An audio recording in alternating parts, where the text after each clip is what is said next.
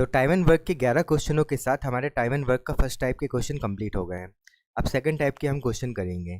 तो 12वां क्वेश्चन है कि ए और बी के काम करने की दर 2:3 के अनुपात में है। उनके द्वारा काम को पूरा करने में लिए गए दिनों का अनुपात क्या होगा। हमें ये पता है कि टाइम इक्वल्स टू होता है total work divide by efficiency. अगर टोटल वर्क कांस्टेंट हो जाए तो जो टाइम होता है वो इफिशेंसी के इन्वर्सली प्रोपोर्शनल होता है, यानी हमें सिर्फ इन्वर्स कर देना है। 2:3 का इन्वर्स क्या हो जाएगा, 3:2। हमें इफिशेंसी का रेशियो दिया था और हमसे टाइम का रेशियो पूछ रहा था, तो आंसर हो जाएगा C option. Time and work का 13वां क्वेश्चन, ए और बी मिलकर किसी काम को 9 दिन में कर सकते हैं यदि ए किसी निर्दिष्ट समय में बी से दुगना काम कर लेता है, यानी ए की इफिशेंसी बी से 3 गुनी है। ठीक है, तो ए अकेला काम को कितने समय में समाप्त करेगा। तो यहाँ से ए प्लस बी की इफिशेंसी कितनी हो जाएगी, 3 + 1 यानी 4, और efficiency into time equals to work होता है ना। अब ए और बी की इफिशेंसी 4 है और दोनों मिलकर उसे 9 दिन में पूरा कर रहे हैं, यानी टोटल वर्क क्या होगा, 36 यूनिट्स। अब हमें ये काम किससे करवाना है, ए से करवाना है, तो हमें ए का समय बताना था। तो 36 टोटल काम है, ए की इफिशेंसी 3 है तो 12 दिन में कर लेगा। 36 काम था, ए की इफिशेंसी 3 थी तो 12 दिन में हो गया, option D. Time and work का 14वां क्वेश्चन, बी की तुलना में ए 40% अधिक दक्ष है तथा बी की तुलना में सी 20% कम दक्ष है।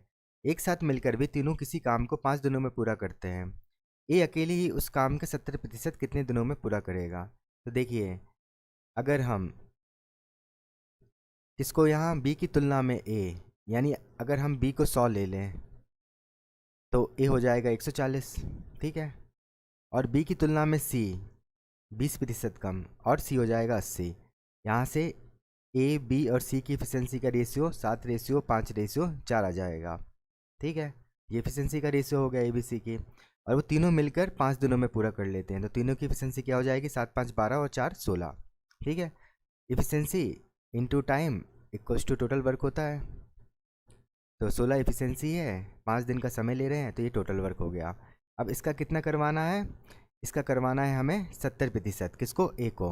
तो 16 × 5 का 70% किसे करवाना है, ए से। तो ए की एफिशिएंसी कितनी है, 7 है, ये हो जाएगा ए का समय।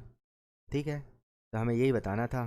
तो सिंप्लीफाई कर लीजिए, 0 से 0 कैंसिल आउट हो गया, 7 से 7 कैंसिल आउट हो गया, और 16 पंचे 80 होता है, 80/10 यानी 8 आ गया।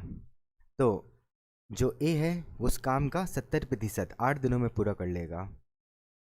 टाइम एंड वर्क का 15वां क्वेश्चन, एक निश्चित कार्य को पूरा करने में एक्स वाई की तुलना में 40% अधिक कुशल है और जेड वाई की तुलना में 40% कम कुशल है।